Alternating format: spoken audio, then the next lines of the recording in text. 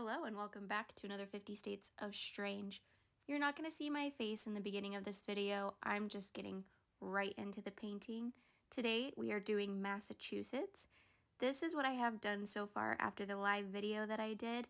So I am now going to start on my little graveyard. And while I'm throwing in some tombstones, let's hop into some urban legends in Massachusetts, shall we? If you decide to venture out while you're visiting the state, keep your eyes peeled for something called a pukwudgie. These things are weird little human-like creatures that like to play tricks on people that come into their territory. So kind of like a troll, essentially. And these are legends that come from the Wampanoag tribe in this area. And so yeah, these little boogers are mean and nasty and love to terrorize people. So be aware. A popular place to sight some of these pukwudgies is in Bridgewater Triangle. Now, this is about a 200 square foot area in Freetown Fall River Forest. And in this very small space, so many weird things have been reported here, from orbs of light to giant-sized snakes, UFOs. There's been animal mutilations found here, as well as tons of murder victims have just been dumped in this area. So right off the bat, this land just seems like it's cursed. 10 out of 10 would not recommend visiting. But if you're brave enough and you really want to see some weird crap, that is a good place for you to go. Now, if you're looking for haunted buildings, Danvers State Mental Hospital, also known as the Danvers State Lunatic Asylum, is a good stop to put on your list. This place was opened in 1878, and with it being an asylum, of course, it comes with all of the torture and unorthodox medical practice that came with how they decided to run asylums at the time. And this was actually the first place to hold a prefrontal lobotomy. So yeah, bad energy here. So with us being in Massachusetts, how could I not mention Salem and the Salem witch trials? It's a huge part of the history of Massachusetts and our country in general. So I am going to talk a little bit about the Salem witch trials before I get into the true crime part of our state. If you haven't heard about the Salem witch trials or haven't studied them in depth, I recommend looking into it. It is very interesting and pulls up a whole bunch of information now, especially that we didn't know back then, as people keep digging into it. I think it's super fascinating. But to dig into it a little bit, the Salem witch trials happened back in the late 1600s.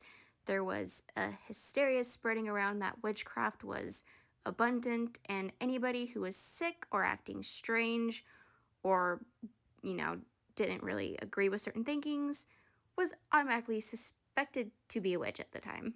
And during this time, a lot of people lost their lives, and they were innocent and they weren't practicing witchcraft. And so it's important for us to learn from this and understand that it's important to search for the truth instead of just jumping to conclusions and trying to force everybody to think the same way. One name that you might hear a lot when it comes to the Salem witch trials is Bridget Bishop. She was the first woman that was executed in the Salem witch trials in terms of being suspected of witchcraft. Super sad. Everything about the witch trials is honestly super sad.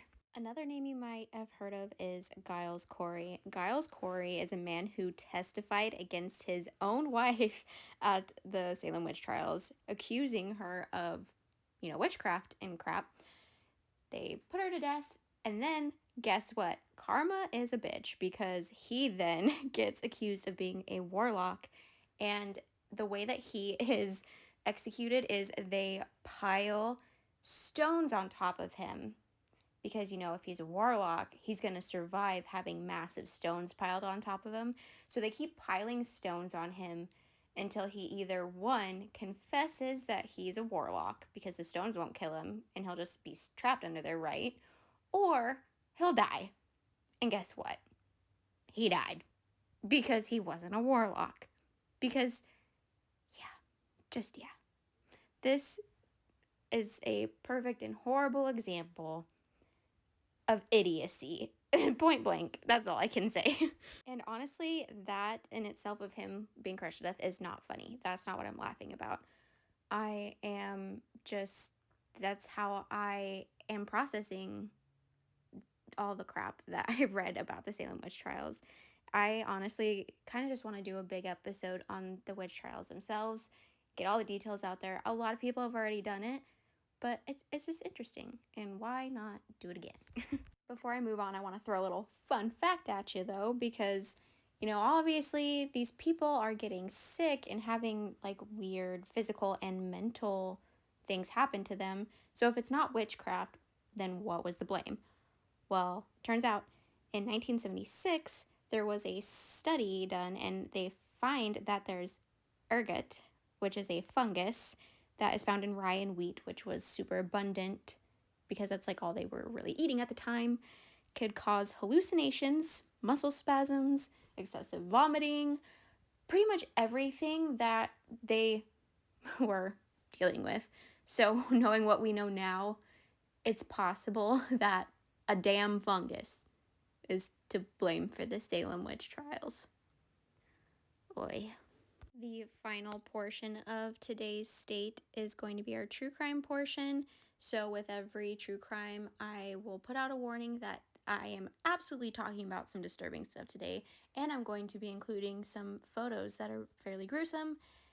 Please be advised, viewer discretion is highly suggested.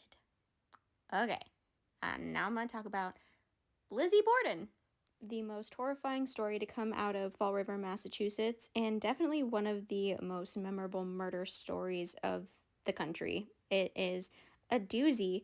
If you haven't heard of Lizzie Borden, wow, you need to get on that because it is a wild ride. This is another story that I could do an entire video devoted on and like all of my opinions and thoughts on it, but I'm going to keep it short and sweet for you today. To give you a little backstory, Lizzie and her sister Emma were not very big fans of their stepmother, we'll just put it that way. They did not agree with their father being with Abby, and so right off the bat, there was just bad blood in the household between the women. Okay, here's a picture of her stepmom and her father. Now, even though her father Andrew was wealthy, he was a tightwad and he, wasn't very social. I don't know if you could tell from the picture, but he didn't seem like a very happy-go-lucky guy. Quick interlude to the painting because I finished. I decided to throw a little kitty cat in there. But yeah, here's my spooky little graveyard for you. Sorry, I also decided to take a quick break to show you how my dogs were sitting next to each other. Oh, that's super cute too. But they were both like sitting with their heads side by side just staring at me. Are you okay? Are you in your feels? So cute. Such cute dogs. My face doesn't look that great because I'm kind of breaking out right now. And I didn't really try to look great because I kind of thought about not showing you my face in this video, but I'm just going to do it anyway.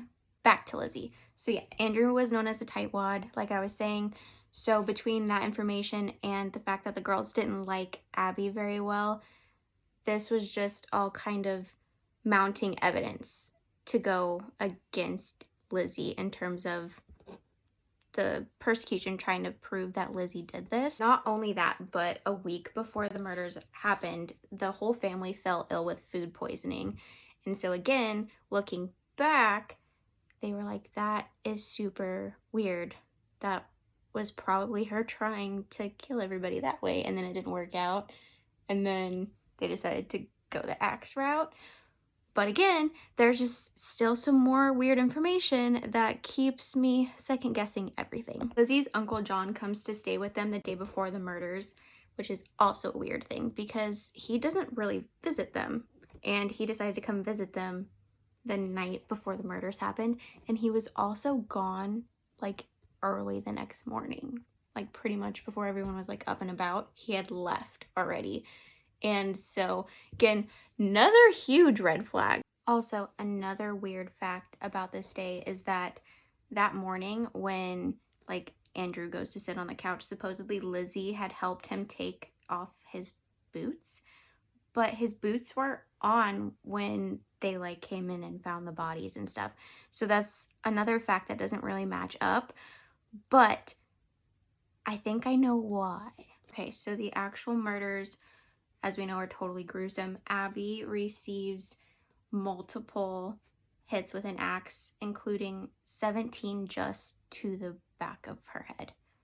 So it was obviously personal. And Andrew sustained multiple blows to his like head and face and stuff. Again, super personal and gruesome.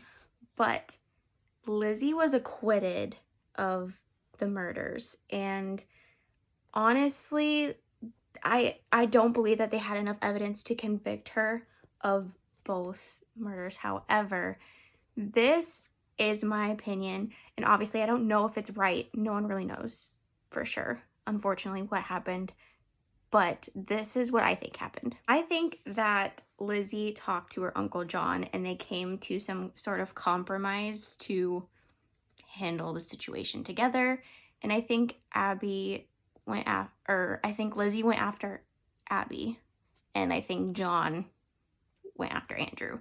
So I think it was kind of like a simultaneous double murder situation. So I think it was like a team and not just Lizzie. But that's just my opinion. After Lizzie's acquitted, she does go on to live for a little while, but she does eventually die of pneumonia. And her sister Emma like kept a pretty close relationship, and they kept in contact, and her sister actually only died a few days after Lizzie did. So yeah, super interesting story. I highly recommend looking into it furthermore if you haven't, or even if you have. It's an interesting dig. I really don't think Lizzie was the only one to blame. However, I do think that she played a big role. Okay, that is it. That is all I have for our Massachusetts episode. I'm rolling around on a ball, and you can kind of see, like, I have a bunch of cords and stuff everywhere right now. I'm a mess. My life is a mess. I'm also posting this later than I expected to. So again, proves to the testament of I'm a mess. Okay, so sorry. But thank you guys for watching, and hopefully I didn't bore your brains out and you might learn something today. I don't know. But I will see you guys on the next episode. Stay safe out there. Boo-bye.